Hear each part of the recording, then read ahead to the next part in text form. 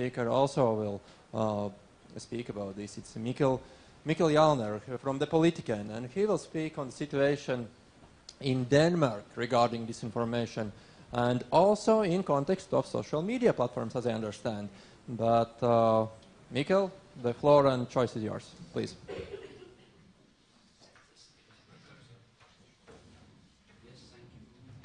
I'm on. Thank you for inviting me, and thank you for your presentation, Jessica. Very touching.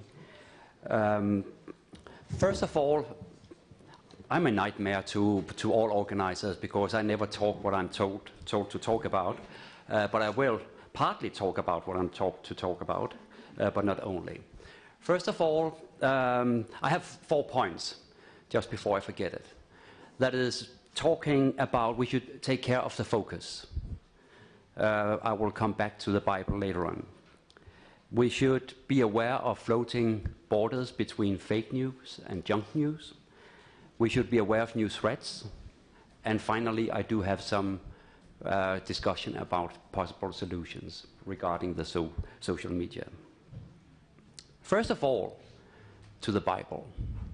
Matthew, I think it is in English, 6:6, said, "Search and you shall find."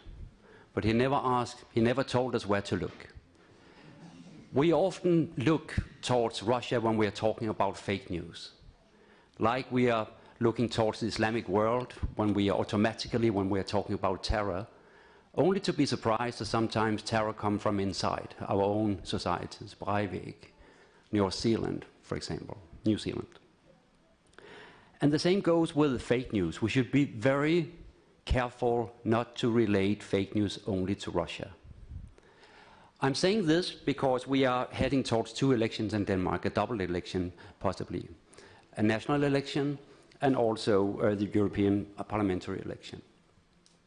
Denmark would be a natural goal for Russian interference. We are a pain in the butt, so to speak, when we talk about Nord Stream 2, the gas pipeline in the Baltic Sea. It's really controversial, and Denmark is not making it easier to make this pipeline. Anyway, 2 weeks ago, our National Intelligence Agency came out with a report claiming that they did not foresee that Russia would interfere in the Danish election. They noted that they would have the capacity to do so. They also noted that they could have a certain interest in doing so, but they also noted that the risk of losing credibility, reputation, would be very big as well. So the conclusion was that they do not think that the biggest risk against the Danish election will come from Russian fake news. It could come, and you should be aware, but as we see it by now, it is not a big danger in Denmark. They also concluded that when it came to the European parliamentary election, there would be much more of a risk, because many of the countries might be more important to Russia. So, of course, there's a risk. I'm not saying that, but I'm only saying that it's not the only risk, and we should be very aware not to be blind and only see one part of the risk. I'll go back to last year's election in Bavaria. Bavaria is a German state, very important to Russia, the most important according to Putin. They did not see a very big interference from Russia when it came to the Bavarian election. What they saw was actually a much more troubling interference from the far right. Some of you might have been to the Munich Security Conference, and they made a report. One of the conclusions were, foreign states did not appear to be the most intent on interfering in the Bavarian context, with non-state networks of international far-right activists far more active in using all the tools at their disposal online to manipulate voters, media, and to undermine trust in the election in itself. In Germany, far-right online networks and troll armies are particularly sophisticated and have a track record of election interfering campaigns. And they are pointing to trolling armies like Conquista Germanica and Infokrieg. It's just very important that we focus not only on Russia, that is my point here, but keep focusing broadly.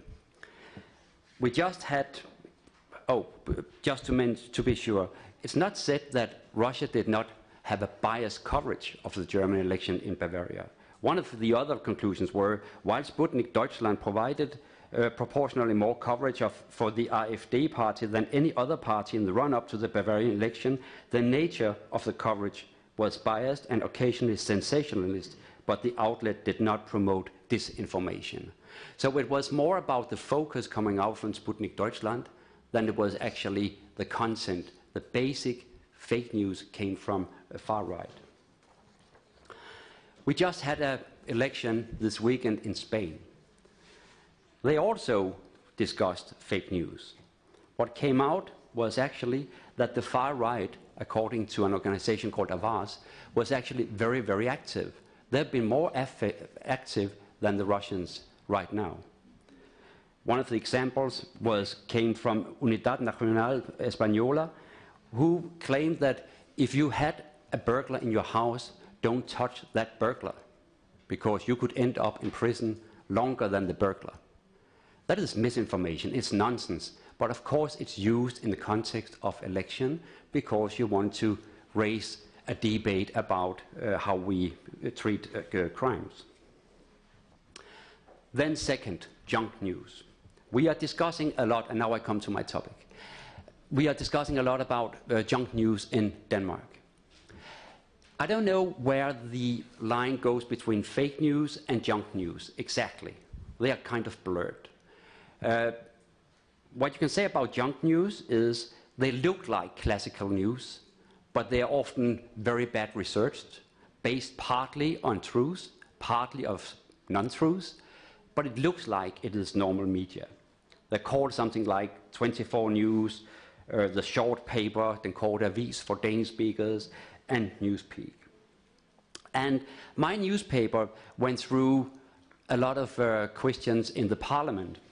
It's so that in the Danish parliament, politicians, the member of parliament can ask questions to the minister.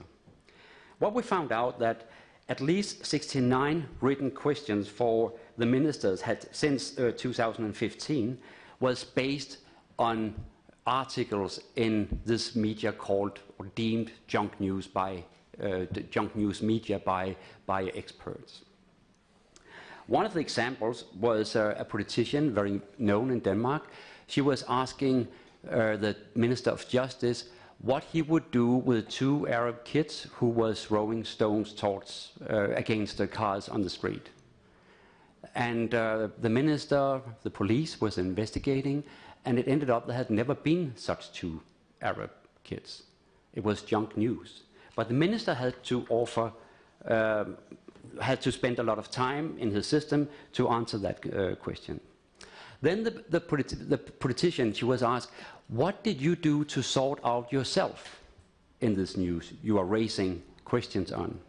And she said, well, I cannot spend my time to see if a journalist is good enough or not, then I would be busy. And then she was also claiming that our national news TV also made mistakes, so it could be the same. That is my second point. It's not only about media and non-media being irresponsible. It's also about politicians taking on themselves what they are spreading, what they are basing their debate on. Coming to two elections, you can find plenty of opportunities for politicians to find news in media they like, but who are junk news media. So be aware of the junk news media.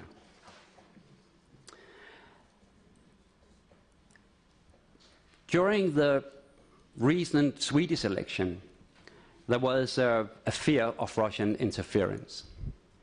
That was investigated by Oxford Internet Institute in September 2018, while the election was ongoing. They were analyzing tweets posted between the 8th and 17th of August, and the study showed that 8 of the top 10 junk news sources were Swedish, and that Russian sources comprised less than 1% of the total number of URLs shared in the data sample. Meaning that the disinformation came more from inside Sweden, much more from inside Sweden than from outside. Again, beware of the focus.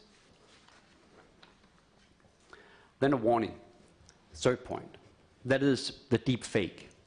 I don't know how many of you are aware of what can be done technologically nowadays, but you can actually make people looking like they're saying something they're not saying. Just in May, Donald Trump was appearing on a Belgian channel saying, "As you know, I had the balls to withdraw from the Paris Climate Agreement," he said, and looked into the camera and say, "And so should you." Trump said that to the Belgian electors. But he never said it. It just appeared so. It looked like he did so. Because for technological reasons now, you can actually make people saying something they never said. That is scary. We saw it with Obama. We have seen it with so many other people. But could you think of a situation where Trump apparently is telling, "I am now invoking a nuclear attack on North Korea," and they see that in North Korea, and in cyber days, you react like this, and they counterattack. But it was all rubbish. That is really, really scary. And that is something we should be aware of. Not only media, also politicians. What can we do about it? And now I come back to another thing I should talk about, that is the social media. How much responsibility should we put on them? We know that in Germany they have made this impossible to pronounce, Netzwerkdurchsetzungsgesetz. For people like me, it's for short, NetzDG. And it means that if social media are constantly and systematically spreading misinformation, they can be deemed very big fines. You will correct me later on. The debate has been that the tech companies could be so afraid of spreading misinformation and to avoid fines that they would actually stop news spreading before, just to be sure, spreading news faster than they should do. They would put the bar too low. We have also seen other governments reacting recently, Australia one of them. In Denmark we also had the debate, how much should the responsibility be for the social media? In the Danish Emergency Management Agency, Beredskabsstyrelsen, they made a small pamphlet, say, think before you share, but that might not be enough to counteract misinformation. What I can be a bit bothered about is how easily we seem to debate a new kind of censorship without debating what we can also lose. It's really a difficult balance we have to walk. Back in 1773, just to take a point where I started my career, we had a system in Denmark where the police master, we call him the master of police, he could actually forbid books before they were ever released. That is the case we are coming back to on Facebook and Google nowadays. That they can actually take away posts before you know of it, without having any reason for it, without you have any way of asking, appealing the decision. It's also dangerous, although I understand why you also have to confront the fake news spreading. So we would have to walk a very difficult balance. I think what is the debate in Denmark is actually that tech giants will be taken more responsible for what they are spreading. But if I would support a solution where they should also be responsible for what to be seen or not, a privately owned, profit-oriented company, I would be aware of that. I would never recommend that. Thank you very much.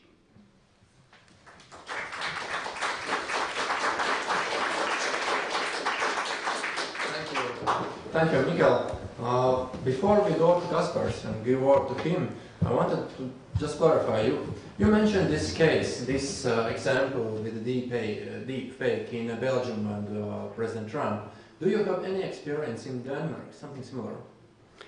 No, I'm not aware of anything with a deep fake. I'm aware with some misinformation about Denmark, about a Russian disinformation story saying that we had a brothel for animals in Copenhagen, and you could have sex with animals as long as you did not misbehave or something like that.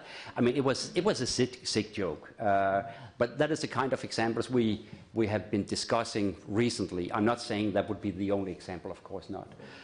But the deep fakes, I haven't seen it, but I really fear it, I must say. I think that's going to be the new black, as we say in Denmark. That is deep fakes. Okay, thank you. I remind the audience that also we will have possibility to ask questions to all speakers when they all four will finish their presentations.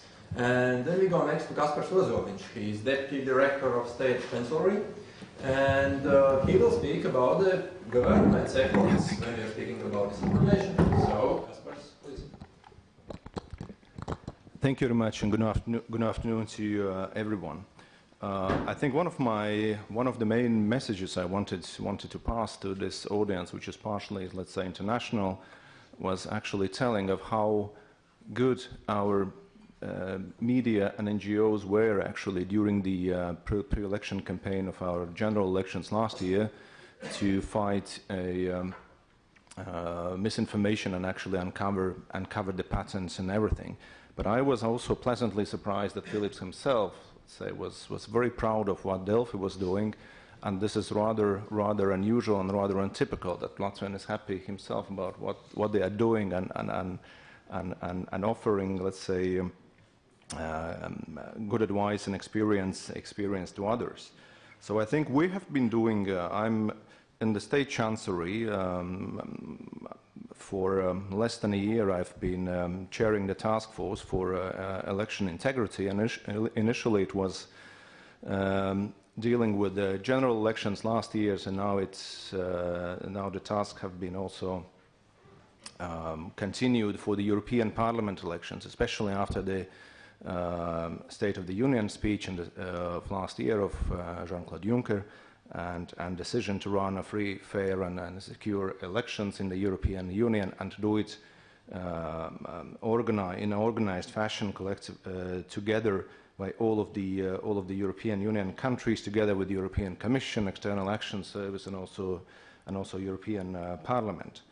So we are ones who are having experience of dealing with social media, but that was already after we learned what happened in the bigger countries, in the US and in Brexit. So we were actually had a heads up well beforehand. On the other hand, of course, when we are talking nowadays about disinformation, somebody said already that disinformation is a rather old phenomena. And when we are talking today about disinformation, we should be careful not to attribute it only to the social media, because in most of the many occasions, in many cases, and especially in Latvia, information space is infested not by this social media propaganda and disinformation, but also TV channels that are broadcasted in Latvia to the greater extent probably than the social media, and the reach actually of those outlets and online media and print media of other unfriendly, let's say, media platforms is probably bigger than what we see on a public social media pages, and this is also one of the problems. So.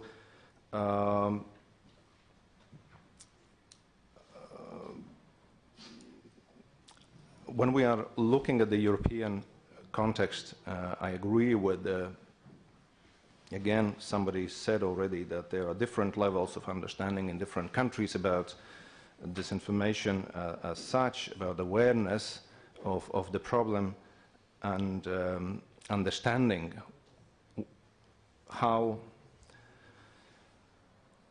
by what means the disinformation is spread. In that sense, I think we indeed can lend advice to other countries and explain what we see and explain about our experience. But our experience is not always only bad. We also have good experience, and the good experience, I must say, almost ironically, was also due to the social media. And I mentioned already the US elections, Brexit, and Catalonia referendum was mentioned earlier as well. So I think the media, NGOs, and the regular citizens and actually took very seriously this potential threat of elections being stolen or actually manipulated through the social media, and undertook serious endeavors to try to inform the people, inform the voters about the potential manipulation, and actually had tried to engage people in making these elections as, let's say, transparent and as clear as possible. I think that was one of the positive outcomes of how the social media was used. I'm referring here to the social activism that was to track political advertisement. That was one of the Baltic investigative journalist outlet. We're conducting this project and actually collecting quite useful information also for the bureau that is following spending on political advertisement in pre-election period. But things are changing, and this sort of type of activism is not available anymore nowadays, also due to policies of the Facebook.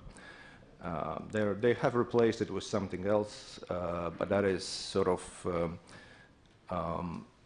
more of let's say more selective in nature. This is sort of, you have to go through the clearance procedure with the Facebook to be able to use some of the tools that are available on their platform. But that excludes, of course, the social activism and engagement of the whole society, because what was one of the beauties during our pre-election period, of course, is this is duty of the citizens to come and vote, to cast their vote on during the elections. But the other thing is actually if they can contribute in some other ways, and this was sort of one of the ways they could contribute to transparencies by sort of collaborating with investigative journalists. I also agree that there has to be balance between what we see as external manipulation of the elections, but then of course we have different type of sources that potentially can harm our elections. But when we talk about the domestic disinformation, it mostly happens basically on the social media, not so much on the other platforms and outlets that are sort of a part of the media space. And of course, what do we see is that the political debate on the domestic political debate on the social media was rather emotional and divisive, and actually that indicates the potential nature and quality of political debates on the social media also in the future, if the social media keeps that dominant position as they have it today. Then I mentioned already that the tools that were available before the elections are not available anymore, but that is also, and there are new tools that are developing, and we see that there are new techniques and new types of behavior in many different countries that are used by the malign actors and those who spread disinformation and propaganda. So with what we achieved during the parliamentary elections, we should not suffice and actually should be vigilant as to what are the new developments and new technologies on the social media platforms and others, and how we can cope with them.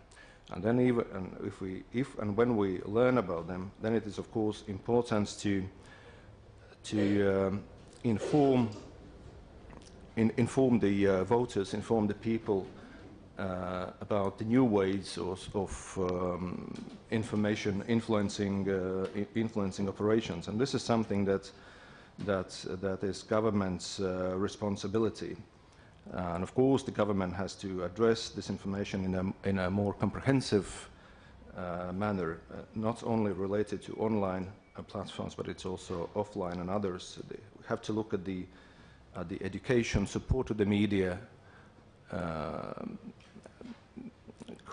ensuring media environment conducive for versatile and varied media, so that people have the best access to the quality information and journalism.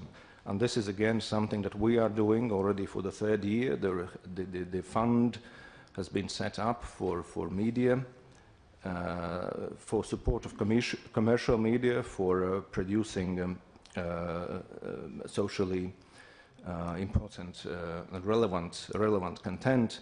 And what I can see again is that nowadays that basically I think every major online news channel, every major newspaper or other outlets, they have a specific, let's say, the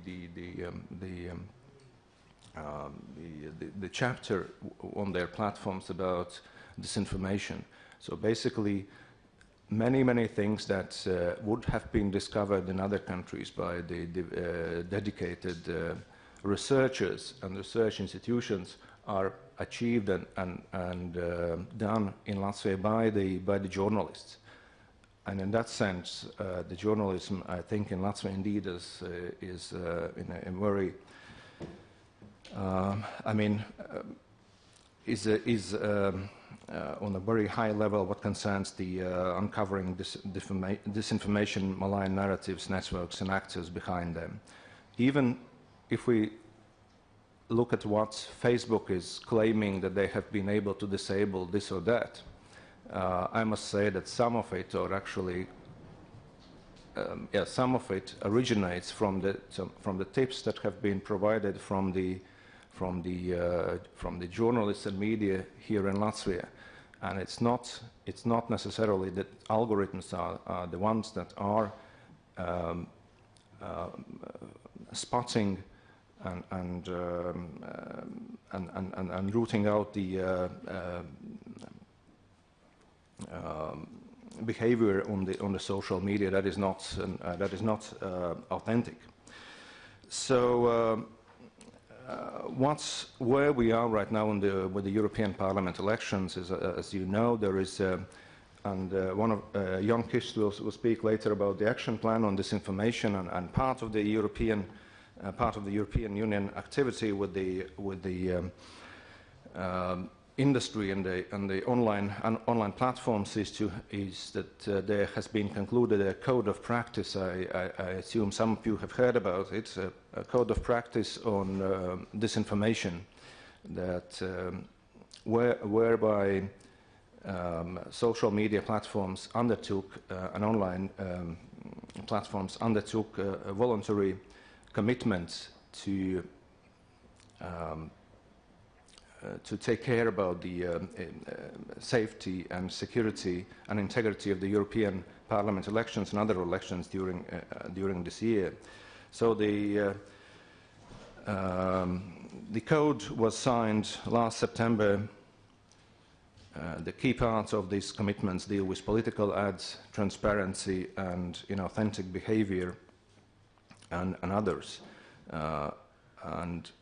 European Commission and Member States national media regulators are supposed to monitor implementation of this code of practice, and at the end of the 12 months reporting period and monitoring periods, the European Commission will write assessment if the code of practice has worked in a meaningful way, and if voluntary commitments are sort of protecting the in information space. We are on our side. We initially anticipated that that the tools and the services that the platforms would provide would be available well before elections to reflect rather lengthy political campaigning periods, and this timely access to tools and possibly also data would make preparation for monitoring and monitoring itself of implementation of commitments more meaningful. But as we know by now, actually these ad transparency tools have been introduced only a couple of weeks ago on Facebook. We have seen already some first sort of discrepancies, that they are not really addressing the issue entirely and completely. But it's early to conclude right now something right now.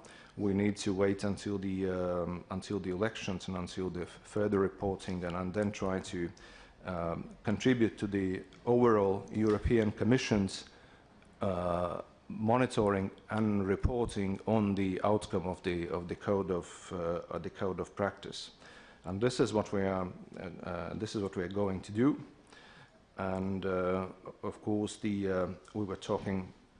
There were references made on regulation of the social media platforms, and here I want to say that the monitoring of implementation of code of practice will be instructive and further long-term steps to address online information. If we will be able to, if we will come to conclusion that there needs to be regulation efforts undertaken right away, or do we give more time to social media platforms? But in the meantime, of course, what we would want to say is that that the tools that have been developed and are available right now, they are sufficiently good that they should be kept actually also running after the election periods, and that would also ensure, let's say, more regular coordination and cooperation with the social media platforms as well. But as a sort of note of caution, of course, this is not the first code of conduct or code of practice that European Commission has concluded with social media platforms. There has been one another that is preceded the code of practice on disinformation, and this is run for 4 years, whereas in the 4th year it was finally concluded that the self-regulation is good enough, and that there is no need for additional regulation of the social media. So I see the signs from the moderator. I should respect that one. Thank you very much for your kind attention. I'm ready to answer questions if anyone comes. Kaspars. And I remind again that we will have this option to ask questions to all panelists after all will be finished with their speeches. But I also have this wonderful option to ask at least one question or comment to the current speaker, and in cooperation with the colleagues from Finland, this comment or question will be asked by Jessica Aro. Oh, okay. I would like to ask you first, or actually you can both answer. Yeah. I was first, when I was thinking of you, thank you both for your presentations, but especially when I was thinking and listening to your presentation, I was thinking how come listing occasions in which Russia isn't known to interfere in certain elections how is it fruitful, especially we do not know of all the cases whether Russia had influence on those, and especially we have a long list of elections or other political events in which Russia has certainly interfered. So I was kind of getting the idea that maybe we're avoiding the topic, and especially about Germany. There are RT has massive influence in Germany. They also have other state-sponsored Russian medias, which don't tell that they are Russian state-sponsored medias on social media, influencing their people all the time, not just before elections. So can we please address that and not, thanks, not the elections where Russia hasn't interfered? Yes. Thank you. It was not that I would avoid any topic, not at all. That is really not my nature. But what I wanted was actually more to say that fake news is not only relating to Russia. And why do I say that? I say that because we should be aware when we are regulating, when we're enforcing, when we are following the area, like you do in your unit, then we should be aware. Could you name somebody? Because you're saying it's not Russia, but you didn't give us anybody else who you think is. Pardon? Could you please name somebody else? Who, yeah, it can be, I said that the far-right movements were very active during the Bavarian election. And that is coming from the Munich Security Conference, from a report from there, so it's not just something I'm inventing. In Sweden, it was nationals who was actually participating mostly in spreading junk news. So that was really not to avoid any discussion about Russian interference. I mean, you are clear evidence that it has taken place. I'm just saying that it can come from other sources. And we as media should be very aware that we are not only looking in one direction, but are looking in many directions. There can be many agents in this. And at the same time, I'm just trying to say that Russia might interfere in part of the European elections, not in other part of the European elections. The Danish intelligence agency believe that Denmark is not so much in the focus for Russia as other countries might be at this stage. That can change. And of course we should be aware if there's something hidden. It's not to hit anything. Why should we hit? I understand, and I feel that in the audience also the questions are piling up, but I remind again that we will have this option in the end, and we will have time. We are not running anywhere. Thank you again for speakers, and the next one is Nerijus Maliukevičius. From Vilnius University. He's a political scientist, I would say so, but please correct me if I'm wrong. Thank you. And you perceive yourself. Yeah. Anyway, you have 15 minutes, and as you see, the audience is willing to ask a lot of questions, so use your time. Thank you. Thank you for organizers for having me here.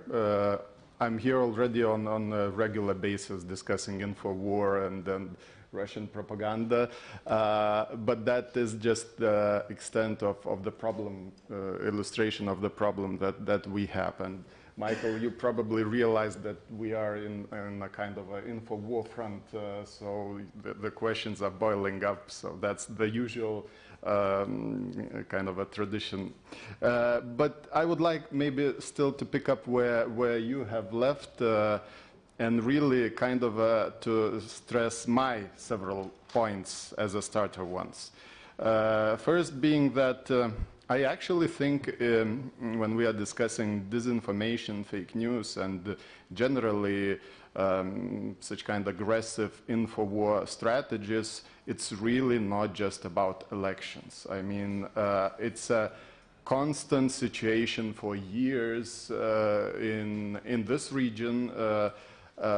Unfortunately, our Western partners simply learned that by the pain of Lisa the girl story in Berlin, your own fake news experiences, and this is how this became a new trend to discuss the challenges. And what I mean by saying that this is not just about the elections, I think elections, to be straightforward, is just a kind of a window of opportunity for all of us finally to take important strategic decisions on policy, on institutions, and really to keep them going after the elections are done and we have another elections and not just elections.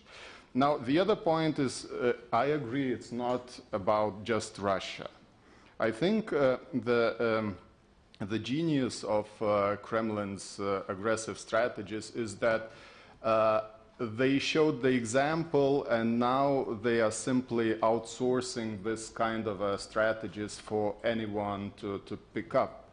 And the best way I think it was described is by Anton Shekhotsov, is this tango noir now, or those populist movements that simply see the same opportunity to use those strategies, and then Russia is like just rubbing their hands. It's not them, but it's still the way how those strategies came about.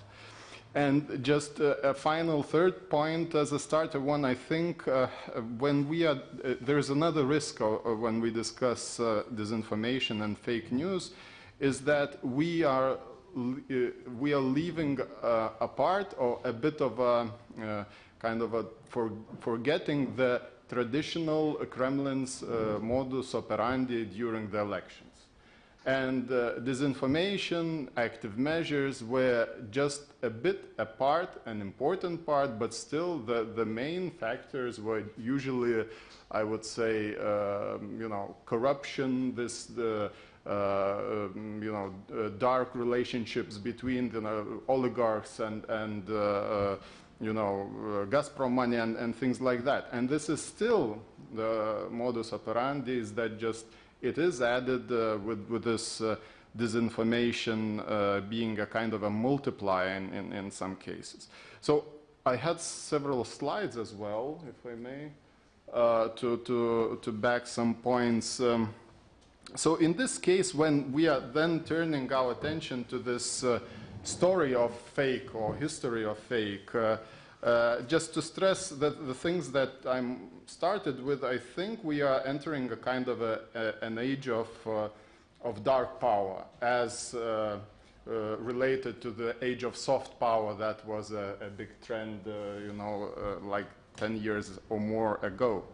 And this social platforms is really a good environment for this dark power strategies.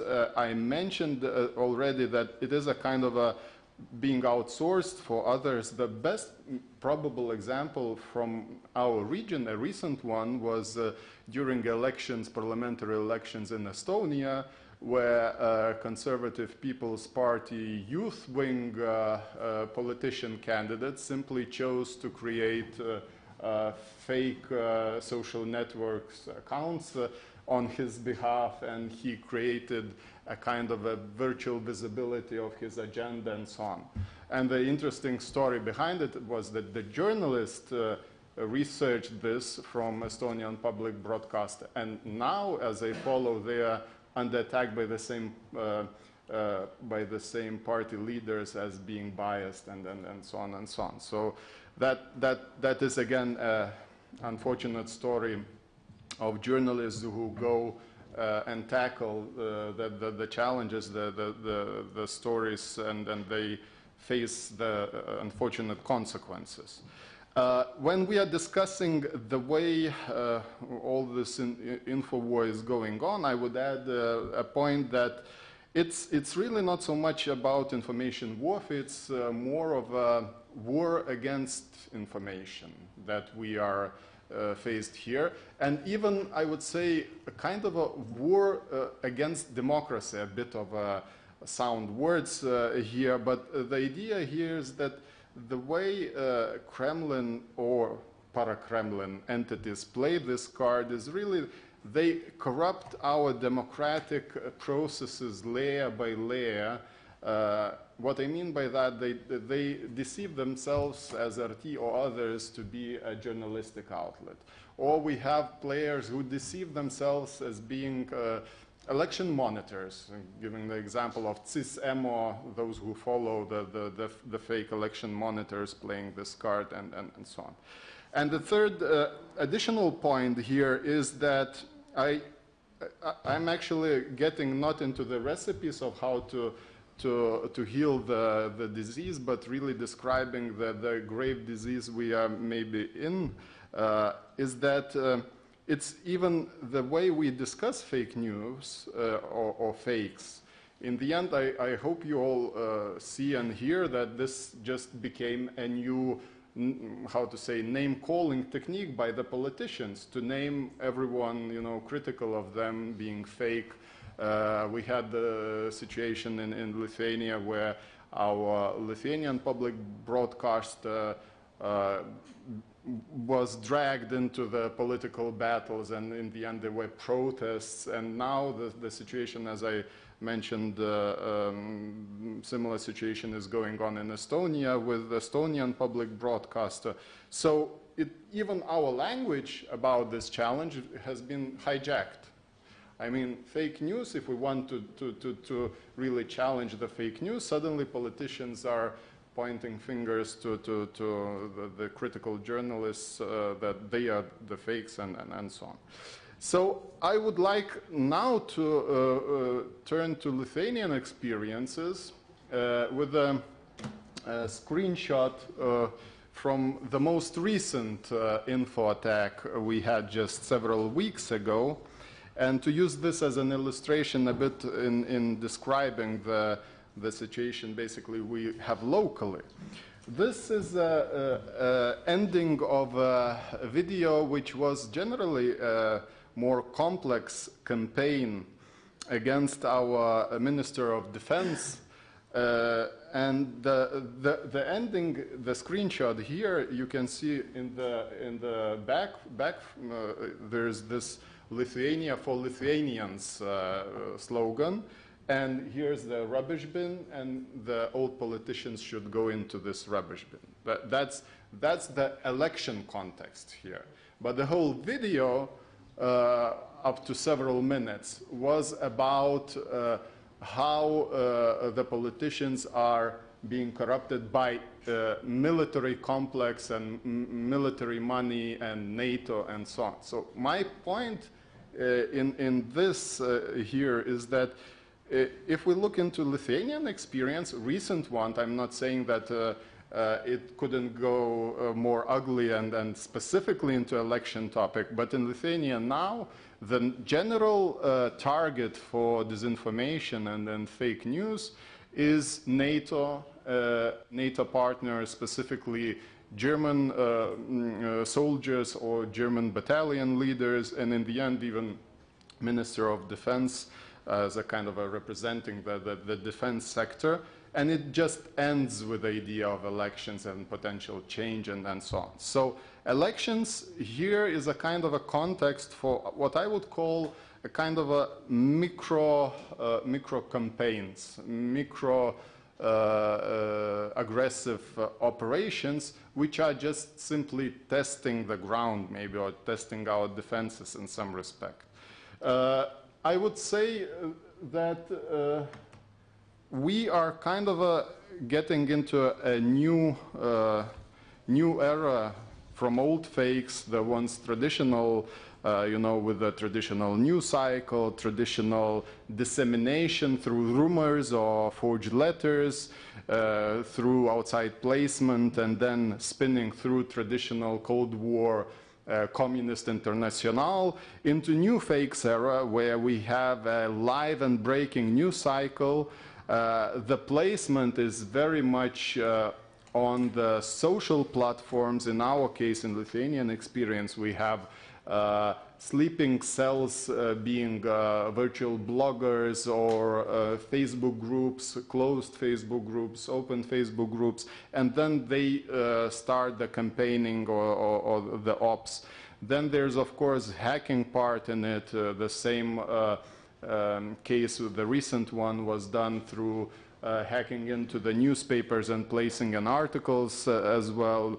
The interesting part on D-Day, as I say, through those campaigns is the timing when the campaigns start, when some important political events are being debated and discussed out.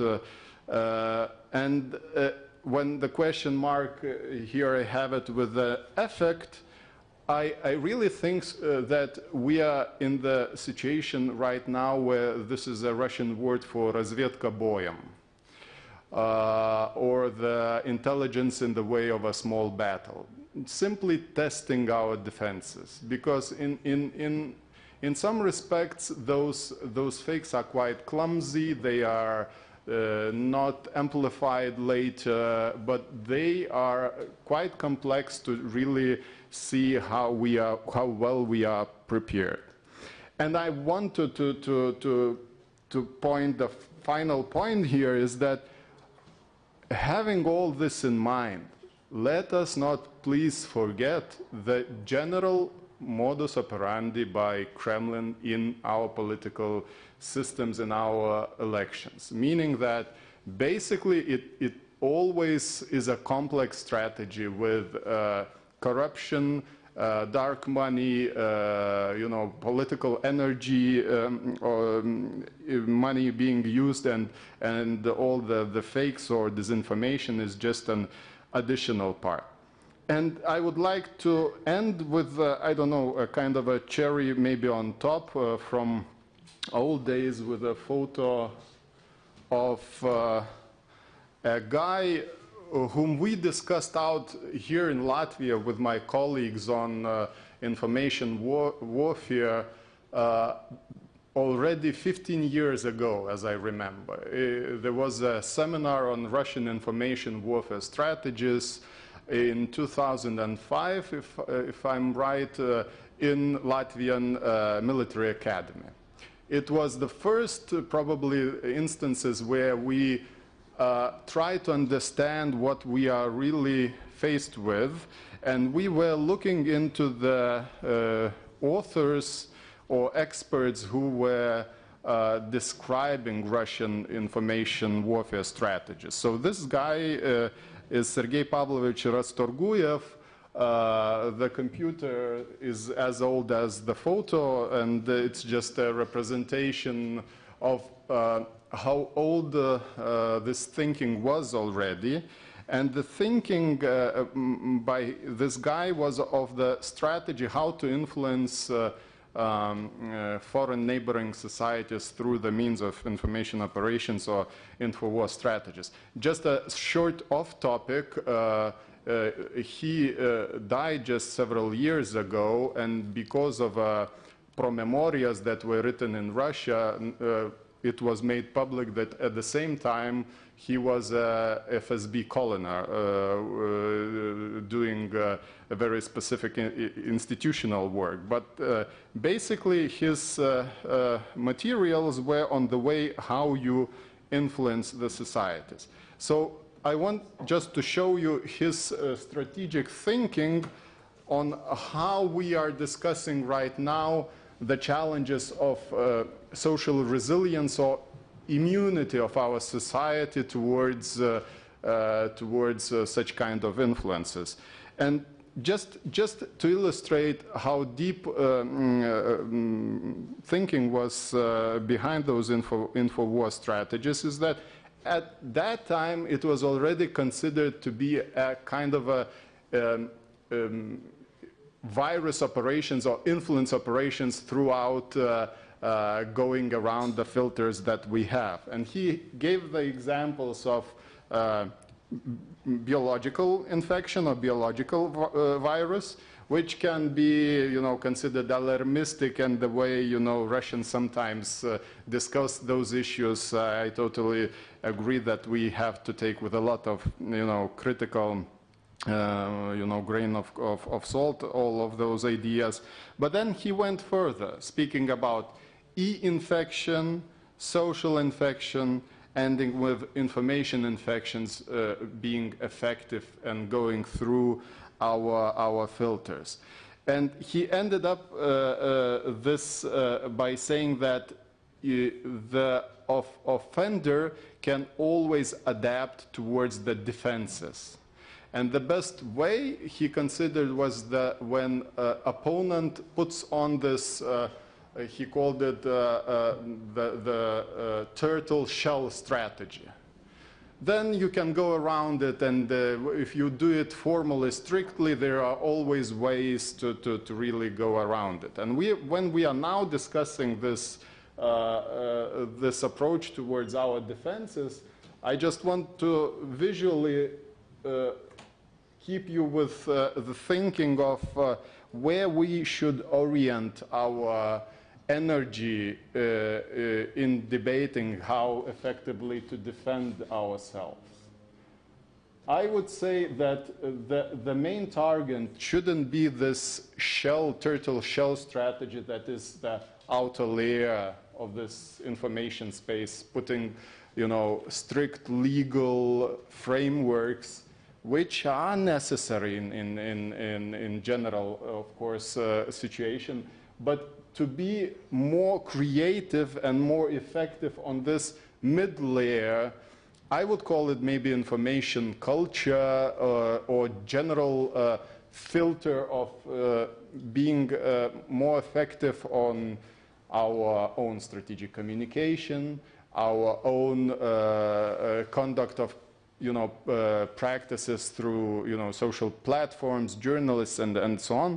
But I think this should be the focus of our defenses and debates about our immunity and social resilience. With this, I would like to stop. And as I said, it's not about golden recipes, more of the grave situation with this disease that we are into. Thank you. Yeah, thank you. Thank you, Nerijus. Thank you also about your academic touch in your presentation. I wanted to also ask, you described all this difficult situation in Lithuania, and that in some kind you are also as a test field from the side of attack information warfare. But during this Lithuanian way how to tackle disinformation, do you see any signs that Lithuania is moving towards more censored online space? I would say that there is no clear line, not just in Lithuania, but generally maybe in our region, to which direction we are moving. From our experiences, what we really bring out as our kind of own lessons learned is that we really are quite moving forward with our strategic communication cells, and we are quite vocal about our bottom-up approach of building StratCom capabilities, not generally in government, but in our different ministries, and then growing this to the top. Now there's the discussion and debate on how to really coordinate this up to the government level. Then we are kind of doing a creative approach of tackling the same trolls. If mythology, then mythology. We have those elves as a brand to fight the trolls. I really see it as a quite effective brand where you really create this mystique, and you can recruit potential elves to follow the disinformation, to tackle fake news, to become those digital Sherlocks, which is now again a hashtag, but to be active in this fight. And the last point here is that I think there's this quite good social human layer or fabric of human cooperation in the journalistic communities when we speak about debunking projects or how journalists try to deconstruct fake. It's not the very examples of those fakes, but the practices, how they intercommunicate with each other, that enable them to be more proactive, more quick, more effective when the new fake appears, and really to be this kind of a human filter, not to amplify the disinformation later for general audiences. Thank you, Nerijus, again. And our last speaker is Kyst. He is from EU, StratCom Taskforce, and so far we have had many experiences from the individual countries, and we have one person who can talk more about EU level approach to this. So, Jon. Thank you very much. First of all, thank you for the invitation to come here to Riga. I guess you can probably, just as Nerijus said, it's not the first time we are here in East StratCom. We are a team in Brussels of 15 people, and Riga is a very a place that always meets us in a very welcoming way, as is the case today. The Latvian government, or the organizers of the event today, including the Center for Media Excellence, NATO Center here, the diplomats from member states on the ground here. Riga is really a hub in this discussion, which has been developing, I should say, quite a bit since we started in East StratCom. I'll start by sort of allowing myself the lack of modesty to say that the EU was an early runner in this topic. In the summer, or to be exact, the 1st of September 2015, a team was gathered in Brussels, which on behalf of the European Union, with a very strong mandate already then, from the highest level of decision-making in the European Union, namely the European Council, a mandate to, and I quote, to address Russia's ongoing disinformation campaigns, unquote. So that's what our team in Brussels has been doing since then, for the last 4 years. Since then, of course, a lot has happened, both in the field of disinformation, so to speak, the practice of disinformation, but also a lot has happened in terms of what has been done and what is being done to address the issue. I'll start out by quickly telling you about the original mandate that East StratCom had, and how we used the mandate, or the call from the 28 heads of state and government in the European Union to address Russia's ongoing disinformation campaigns, and then tell you what has been added to that work with the second document, or the second mandate that the European Union passed in the European Council passed in December 2018, which, if you will, is an updated, a more extended version of the original mandate to address, in the original form, Russia's ongoing disinformation campaigns. So again, when you have this sort of when we received this, when the European Union received this, the European Union External Action Service, the diplomatic service, received this mandate, I think you will agree that the mandate was strong. It put a very clear name and address tag on the problem. It said to address Russia's ongoing disinformation campaigns. It made it clear that this was happening. It was real here and now. The more tricky, if you will, or the sort of the space for interpretation, was the first word in the mandate, to address. Because it kind of suggested that we should find out in the EU ourselves what would work and what would be legitimate to do. Because we're working for a government, these two questions are important. Sort of the academic question of how can you address a foreign state's disinformation campaigns, and the other question is then, when you're working for a government, how should you be allowed to do it? This led to the drafting of an action plan, which is the action plan with which the East StratCom Task Force has been working from the summer of 2015 and until a newer, stronger mandate was added in December 2018. The original interpretation we chose of this mandate would be to say that there's not one but three different ways of addressing this issue. It's a complex issue, and this is mirrored in the complexity of the approaches. The first approach we chose, and which we have been working with since then in the EU, is to say that when you are challenged with a foreign state's abuse of media and social media, abuse of information space, then part of what you should do is to protect yourself by clarifying who you are and your own position in a better way. I think a good example would be a case when we saw some Russian state-controlled media spreading a narrative that the European Union was building or financing the construction of concentration camps in Ukraine. In that case, it would be, of course, natural for the European Union to clarify what the EU is actually doing in Ukraine. It should be clear that we're not and have not been financing the construction of concentration camps. But, so to speak, to create resilience, instead of only addressing the disinformation, we should also clarify what we do and who we are in some kind of competition, if you will, game with the disinformation. Of course, against that, you can say two things. You can say that you're playing a game which is not really fair, in the sense that, there is a counterpart which is not respecting the same rules of the game that you're respecting, namely the commitment to speaking the truth in your communication. And the other objection which was important was to say that sometimes the government is not itself the best speaker about itself.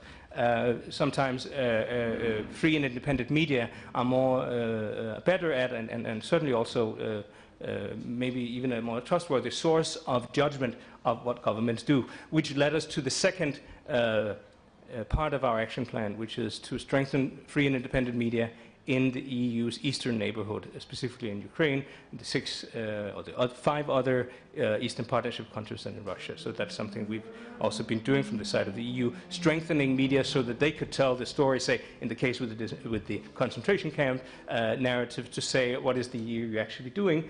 Is it fair to call the facilities that the European Union had been financing in Ukraine, for example, to call it a concentration camp, or is it a case of disinformation? And then only then we gave ourselves the right to address disinformation, not indirectly but directly. And that is maybe what the StratCom Task Force has been known most for since its start. But I'm underlining that this work, and the work you will see reflected on the website EU versus Disinfo, which is also available on social media and Twitter, on Facebook under the same brand name, EU versus Disinfo, and a weekly newsletter, that this work is basically a part of the approach the European Union chose. Now, that approach is one which we saw and see justified in the reasoning which says that while you might lose a little bit of credibility by talking up the issue, if, for example, you lose a little bit of, you risk exposure through even referring to disinformation, then like in chess, in a chess game, like in the case with Gambit, you might reach a strategic win by addressing it systematically in, if you will, a counter-campaign. So not case by case, but running a years-long campaign, which raises awareness of the issue through providing examples of what it is. And that is basically the recipe of this third part of what StratCom has been doing since the start of its activities in September 2015, to raise awareness of the fact that there is a disinformation campaign which has its roots in the Russian government, and that this campaign makes use of these methods and tells these stories, promotes these narratives. We have on the website collected more than 5,000 individual examples of pro-Kremlin disinformation. We also use our social media outlet, our presence in social media to, for example, show Russian state television subtitled, no more comments, just subtitles, to say this is the kind of, this is when we say Russian disinformation, this is what we're dealing with, these are good examples. So again, as you can also hear, there's nothing in there, what was lacking, if you will, in this approach, which was codified in an action plan in 2015, were two things. Looking at it from today. One is that there is no legislative or any, so to speak, other form of cost established for the disinforming side or the enabler of disinformation, apart from the if you will, the embarrassment of the exposure. Answering the question, censorship, golden middle way, etc., the answer here has been quite clear. No, our strategy has only been to say that there is a awareness raising and thereby a resilience creating function in pointing out examples, because awareness of these examples means that then next time an audience faces a media outlet or uses the social media source that has been promoting this kind of disinformation, we stimulate the media literacy, which we also think is a fundamental value we want to support with these examples. Now, what then happened, of course, after 2015 and looking into the end of 2018 is that we have seen changes in the political landscape, but also in events in Europe and in the world around disinformation. I can tell you, as someone who was in the team from the very start in 2015, that when we started, the focus was very much on Ukraine, on Russia's illegal annexation of Crimea, on Russia's destabilization on certain parts of the Donetsk and Luhansk oblasts.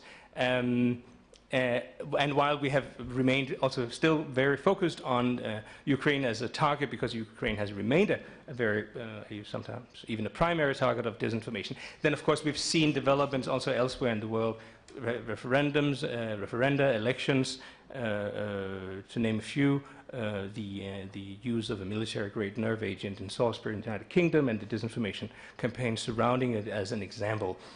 So that all these things and the concerns for elections, as particularly, as colleagues said, as particularly vulnerable parts of our democracy, also reflected in the President of the Commission, Jean-Claude Juncker's, who was already quoted for the commitment to protect free and fair elections. An additional action plan was added to the original action plan. What came on top of it here, what was added to the original was an identification of other actors than Russia as a source, particularly in the enabling function, which was mentioned by colleagues. So while the original StratCom's task force's mandate from 2015 does not speak or mention social media actors, they are mentioned in the new action plan, and the engagement that the European Union is having with them. The ambassador Kaspars Ozoliņš already referred to the pressure the European Union, the European Commission is putting on social media giants and tech giants to deliver and to move and to clarify co-responsibility is something that has been added. What was also added was more ability to detect disinformation. More budget and staff has been allocated to the issue in Brussels, making it more possible for us as analysts to provide a more comprehensive analysis, less anecdotal examples, more also measurable, larger observations, which there also have been important calls for. As I said, the European Union engages more actively with online platforms. The response has become and should be more coordinated. The European Union and the European External Action Service convening power is used as a key to making cooperation between member states more efficient, so that we, while we do acknowledge the usefulness of pooling resources in Brussels on behalf of the EU member states, getting the EU member states on board in a more day-to-day work is something that we're good at in the EU, namely this making use of the convening power we have. And then, of course, we continue in the new mandate from the new action plan to raise awareness and to use awareness raising as a key component in our response. Fundamentally, as I said, we in StratCom raise awareness of examples that come out of the pro-Kremlin or the Russian production of disinformation. But the idea is also here to promote media literacy. The European Union has been organizing and funding numerous media literacy events. We support fact-checking communities, free and independent journalism, as actors that play a role in a more sort of comprehensive all-of-society response, a little bit along the line of what Nerijus was referring to, namely that sort of a state actor cannot stand alone. That leaves me with one comment, which is, so to speak, one I would use this opportunity today to give, namely that, of course, we should keep in mind that free and independent media are and remain a key actor in in addressing this issue. And there's one particular group of media I would like to refer to in this discussion, namely Russian independent media. We should all keep in mind that the main findings, the main discoveries that have been, or at least some of the most important discoveries that have been made about the disinformation campaign, whether it's the campaign around the downing of flight MH17, the illegal annexation of Crimea, the general destabilization of some parts of eastern Ukraine, the attack with a military grade nerve agent on UK soil in Salisbury in March last year. In all these examples, Russian independent journalists have played a key role in investigating and debunking the disinformation narratives. And I'm saying this because we know, and more than anyone else in diplomacy, that no policy or policies benefit from partnerships. And a partnership can, in this case, be just the very fact that we, from the side of the European Union, acknowledge and recognize the important work done, in this case, by Russian media. So we are in a situation, if you will, where we have a mandate that, and it goes a little bit back to the question that Michael raised, we have a mandate which identifies very, very clearly Russian media, Russian state control and state loyal media as a source of the problem. But we have certainly in our practice seen Russian independent media, independent Russian media, as part of the solution, as key players in that process. This is another way of saying of ending on an optimistic note, that this form of resilience towards disinformation is something that is even present in Russian society, a society which has, and all you need to do is to watch some Russian state TV to be convinced, that is under constant pressure with disinformation narratives. So we have many friends in many places here in Riga, as I said, but certainly also in Russian independent media. I did not mention them, but I think that many of you will know who they are and the great work that they have been doing. And of course, their interaction also with free and independent media in the European Union and public service media in the European Union are also key to solving this problem. The European Union does a lot to help this happening through supporting media, through organizing media seminars, through doing press tours for Russian journalists to Brussels to make it clear that we are not constructors of concentration camps, but we are something quite different. We have a very good story to tell, we think, in the European Union, one which we are not ashamed of sharing also with Russian media. So thank you.